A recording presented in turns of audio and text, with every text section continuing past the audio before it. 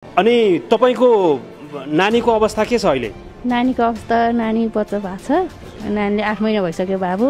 स्कुलमा आउँदाखेरि हाम्रो प्रिन्सिपल सरले धम्काउनु भयो, थर्काउनु भयो, अदालत मसँग लड्ने भनेर भन्नुभयो। हामीले त्यो त अब थाहै छैन सर। तपाईहरु भन्नुस् रेपिस्टलाई के सजाय दिनुपर्छ? एउटा 13 वर्षको सानी नानी अपाङ्ग नानीलाई रेप गरेका छन्। 13 वर्षको सानी एउटा बच्चाले त्यसलाई रेप गरेछन् र प्रेग्नेन्ट बनाइदिएको छ। त्यसले बच्चा पनि पाइसक्यो। त्यस्तो टिचरलाई के गर्ने हो तपाईहरु भन्नुस्? टिचर र स्टुडेन्टको बीचको पवित्र नातालाई बदनामी गरेका छन्। यस्ता टिचरलाई के सजाय मिल्नेछ? उल्टे धम्की दिइरहेका छन् कि जे गर्नु छ गर्नु अदालतमा गएर। सोच्नुस् तपाईहरु 13 वर्षको कति सानी नानी हुन्छ। यस्तो मानसिकता भएको मान्छेलाई त जिउने अधिकार छैन। जस्तै हाम्रो हिन्दू सनातन धर्ममा लेखेका छ कि रेपिस्टहरूलाई बाँच्ने कुनै अधिकार छैन।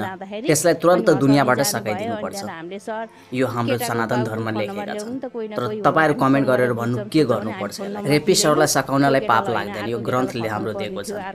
तपाईहरुलाई के लाग्दैछ? हाम्रो देशमा यस्तो कानुन बन्नु पर्दैन कि रेपिस्टहरूलाई डाइरेक्ट मृत्युदण्ड हुने गरी एउटा कानुन बनाउनु पर्छ रेपिस्टहरूको लागि। तपाईहरु एकछिनको लागि सोच्नुस् त 13 वर्षको सानी नानीलाई कस्तो हाल होला? 14 वर्षको उमेरमा त्यो बच्चालाई यस्ता पापीहरूलाई यो दुनियामा बाँच्ने अधिकार छ?